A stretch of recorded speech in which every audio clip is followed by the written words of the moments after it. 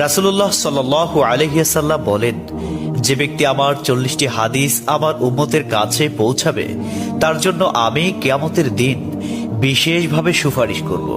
সুবহানাল্লাহ। নাম্বার 2, মানুষের মধ্যে যারা মৃত্যুকে বেশি করে স্মরণ করে এবং তার জন্য প্রস্তুতি নেয় তারাই সবচেয়ে বুদ্ধিমান। নাম্বার 3, প্রত্যেক জিনিসের জাকাত আছে, আর দেহের জাকাত হচ্ছে রোজা।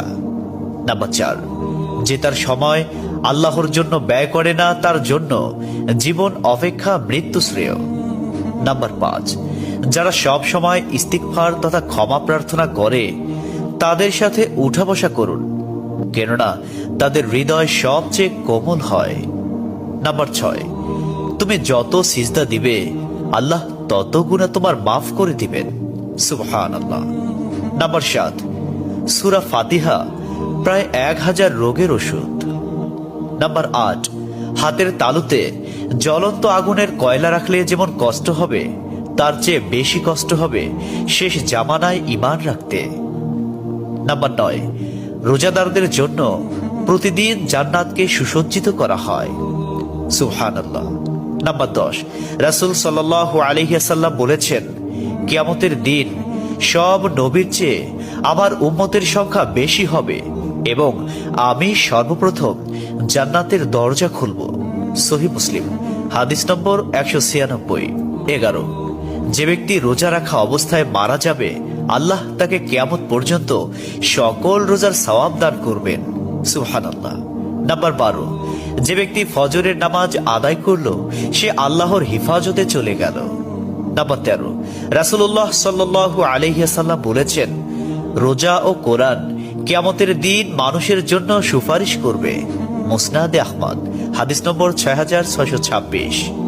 14, নবীজি বলেছেন, রোজাদারদের জন্য সবচেয়ে বড় খুশির সংবাদ হলো হাসরের মাঠে আল্লাহ সবার আগে রোজাদারদের সাথে সাক্ষাৎ করবেন। সুবহানাল্লাহি ওয়া বিহামদিহি। 15, যখন রমজান আসে তখন জান্নাতের দরজাসমূহ খুলে দেওয়া হয়। 16, রাসূলুল্লাহ সাল্লাল্লাহু আলাইহি ওয়াসাল্লাম বলেন, যখন কোনো বান্দা আল্লাহর দিকে দুটি হাত উঠায় তখন তিনি তা ব্যর্থ বা শূন্যভাবে ফিরিয়ে দেন না। তিরমিজি, হাদিস নম্বর 502। 17, হযরত মুহাম্মদ সাল্লাল্লাহু আলাইহি ওয়াসাল্লাম বলেছেন, একটি খেজুরের অর্ধেক হলেও দান করে জাহান্নামের শাস্তি হতে নিজেকে হেফাজত করো। সহিহ বুখারী, হাদিস নম্বর 6023। প্রিয় ভাইরা, নাম্বার 18, যদি ভালো হতে চাও তবে সর্বপ্রথম মিথ্যা বলা ছেড়ে দাও। 19, তুমি যখন রাস্তা দিয়ে যাও তখন আল্লাহর নামে জিকির করো, কারণ হাসরের দিন ওই রাস্তা তোমার নামে সাক্ষ্য দিবে। 20, তোমরা সব সময় উজু করো, কারণ কিয়ামতের দিন যারা উজুকারী তাদের হাত পা উজ্জ্বল থাকবে। সুবহানাল্লাহি ওয়া বিহামদিহি।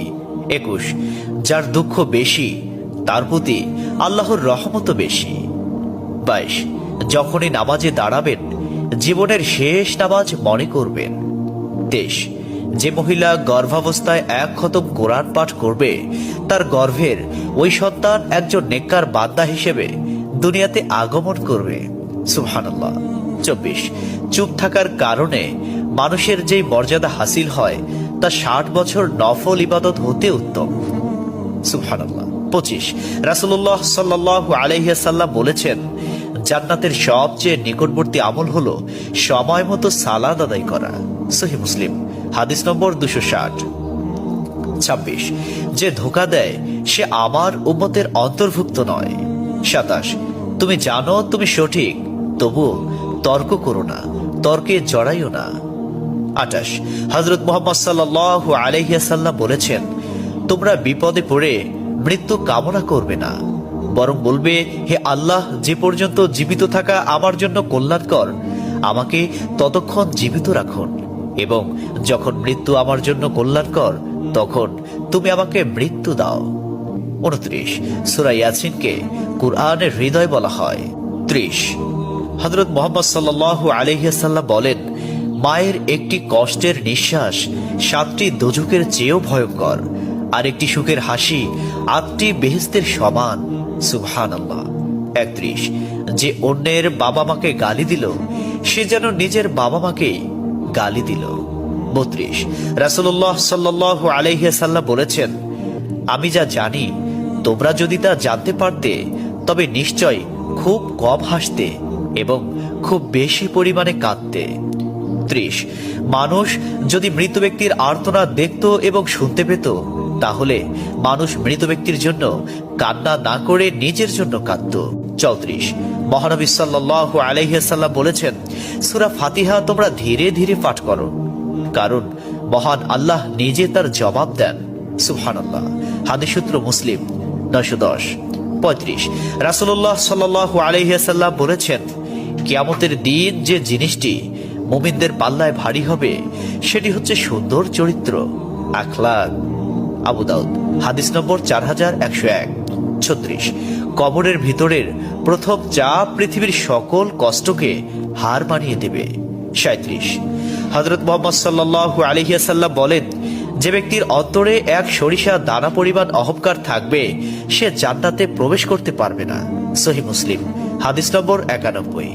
38 কিয়ামতের দিন ওই ব্যক্তির জন্য সুপারিশ করা হবে যে প্রচুর শীত উপেক্ষা করেও ফজরের নামাজ আদায় করল।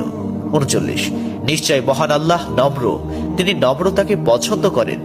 তিনি নম্র স্বভাবের লোকদেরকে যা দান করেন তা কঠিন স্বভাবের লোকদের দান করেন না।